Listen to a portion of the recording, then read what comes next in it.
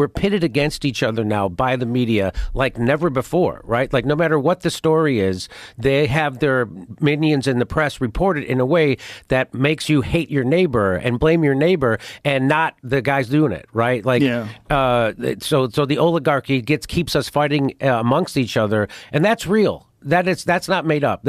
I mean, look at how they lied about the biggest story, the Kyle Rittenhouse story, right?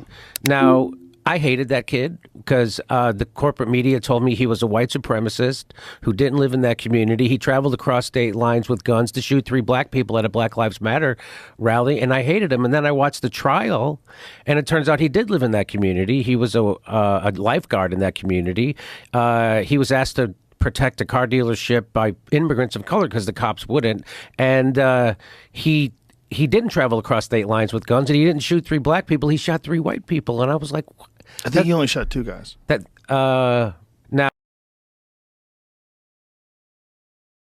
Now, I hated that kid because the corporate media told me he was a white supremacist who didn't live in that community. He traveled across state lines with guns to shoot 3 black people at a Black Lives Matter rally, and I hated him. And then I watched the trial, and it turns out he did live in that community. He was a lifeguard in that community.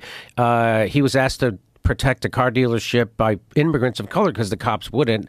And he didn't travel across state lines with guns, and he didn't shoot 3 black people. He shot 3 white people, and I was like, I think he only shot 2 guys. Maybe you're Wasn't right. it? Maybe. Well, he killed 1. He definitely did he shoot 3, and then he shot the other guy through the arm. Through the arm. Yeah. And they're all 3 criminals. That's another part they leave out. They're all 3 criminals, terrible people. This is the thing about riots, right? When riots are too much like a war. Like anytime there's a gathering, protests, when people get angry and they're marching, I think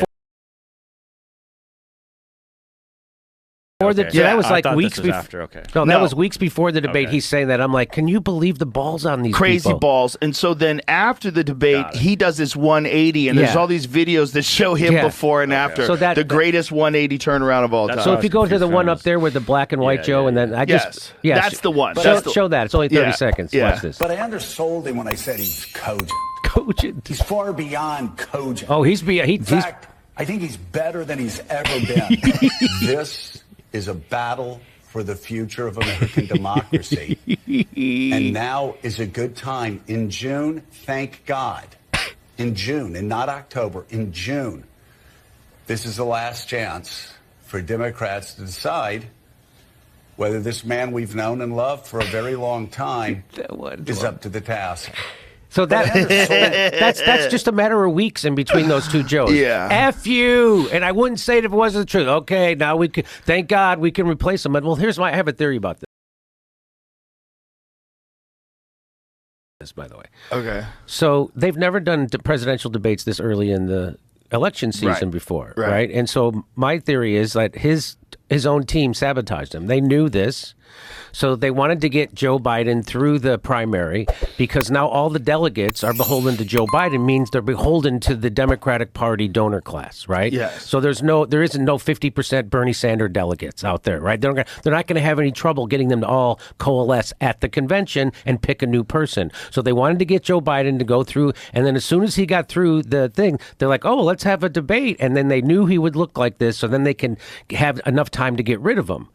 That seems pretty plausible that that's what's going to happen. And guess what's going to happen now? So they're going to have a person at the top of the ticket who nobody voted for because they're going to choose them at the convention, and nobody voted for this person, and they're saying democracy's on the ballot. That's the irony. Because my whole life, the establishment loved Donald Trump, right? Well, because the only option is if you don't go with Biden, then you're not with the Democrats. And the Democrats view themselves as a team. They view themselves as a team as much as patriots think of America first. It's like that team is Democrats first. And that's the only representation they have right now. Like, apparently, now I don't know if this is true, but someone was were you telling me about this, Jamie? About the live streaming of, was it you or was it someone else? Of Rob Reiner and all these people. Oh, they were earlier too. Like, I'll find the story. When I read it they were all online. live streaming the debate and freaking out. Barbara Streisand's crying. Ah!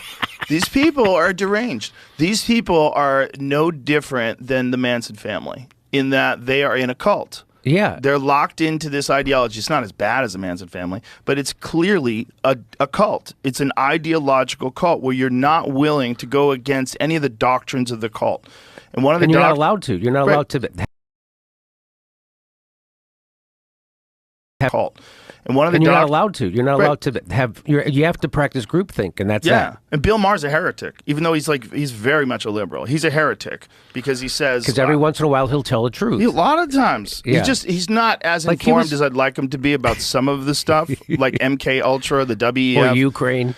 Well, I don't know what he knows about Ukraine, but he hates Donald Trump. But I think I couldn't figure it out on the pocket. Like, he wouldn't even have a rational discussion as to why he hates him. He's crazy. Yeah. But the thing I found out that he was sued by Donald Trump. Yes. So that's probably it. Because when he said that he was an orangutan.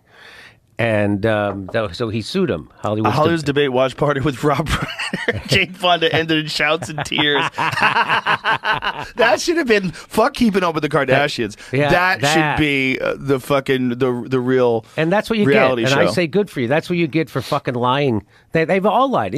I think the media took just as big a hit as Joe Biden. Now. Go ahead. No, people say to me, they go, Jimmy, why are you defending Kyle Rittenhouse? I go, I'm not defending Kyle Rittenhouse. I don't know Kyle Rittenhouse.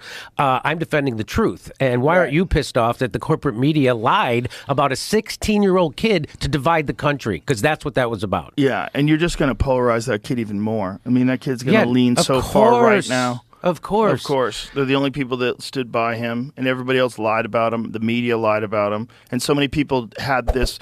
So there's surface narratives, right? And surface narratives are the best. The media is the best at propagating surface narratives. They're best at headlines, even if they're misleading. Safe and effective. Yeah, but these surface narratives are the ones that get into people's heads that are the least informed. And that's the general population. People still think Russiagate's real. Oh, yeah. Look at people like Bill Maher. Oh, yeah. That was shocking to me. I'm like, I thought he just hated Trump. But he doesn't even know what the WEF is all about. He didn't even. Did you see Roseanne had to tell him? Yeah, that's he didn't even know what crazy. MK Ultra was. That's crazy.